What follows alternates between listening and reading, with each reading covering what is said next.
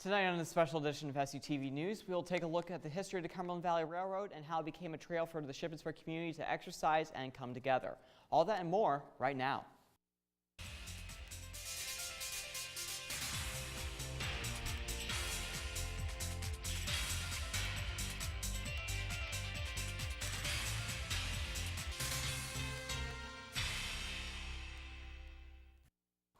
The Cumberland Valley Railroad is one of the oldest in the United States and was used daily to transport passengers and soldiers to locations as far as the Peak of Virginia until the 1980s.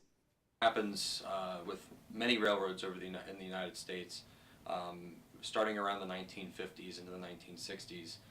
You have the interstate highway that becomes much more usable, so then you don't need to use trains as much to move equipment as well as people.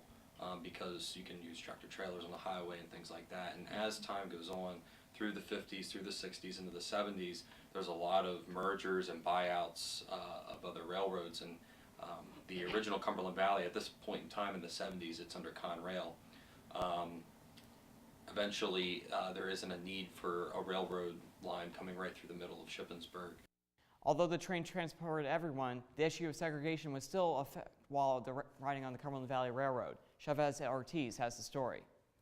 Up until the late 1960s, segregation took place on the Cumberland Valley Railroad by separating people of color into different cars.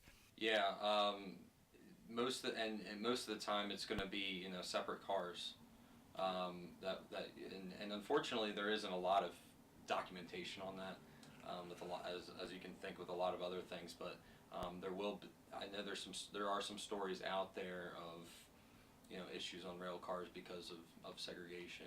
Unfortunately, even the soldiers of color were separated from their other brothers of war for the time they had to travel on the train. Usually how the military worked, they had there's segregated units at this point.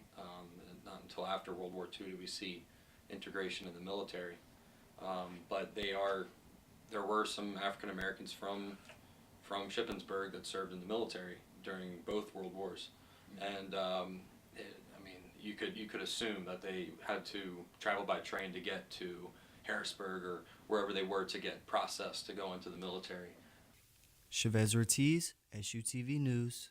The military would use the Cumberland Valley Railroad to travel along the Cumberland Valley into the southern states until eventually the train would be used mainly to transport supplies and freight. Carl Silverman initiated the transformation of the Cumberland Valley Railroad into the rail trail after its shutdown in the late 1980s. He was living in Hagerstown, Maryland at the time, and he was active in his community working on transforming an old rail line into a walking trail.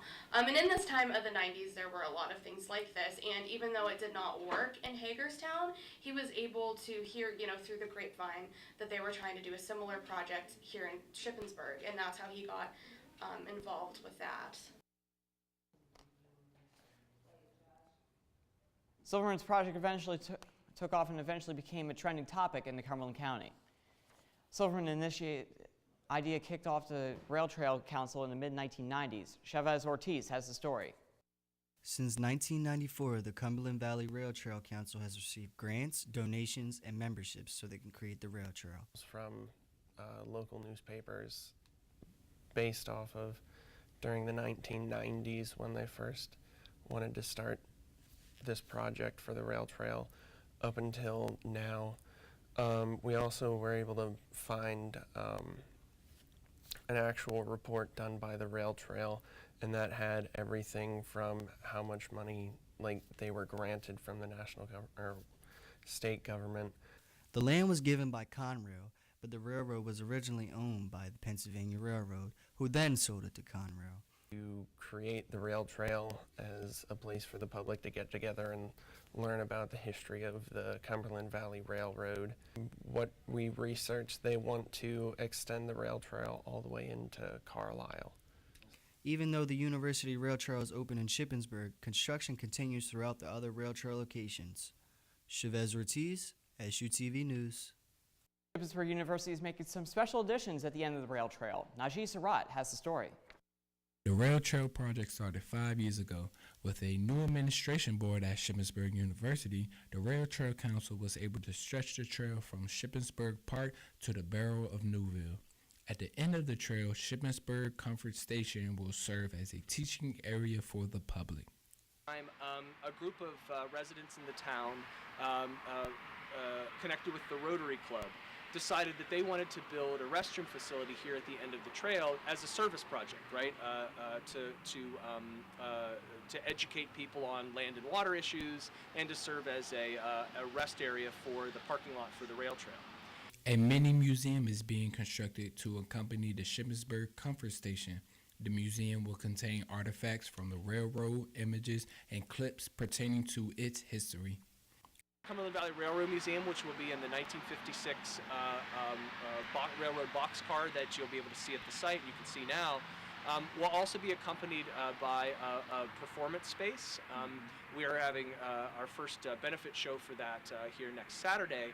And the overall goal is to use this site as a way to connect the university to the community using this whole space, including the Triangle, the Comfort Station, and the Cumberland Valley Railroad Museum and adjacent spaces as a public square.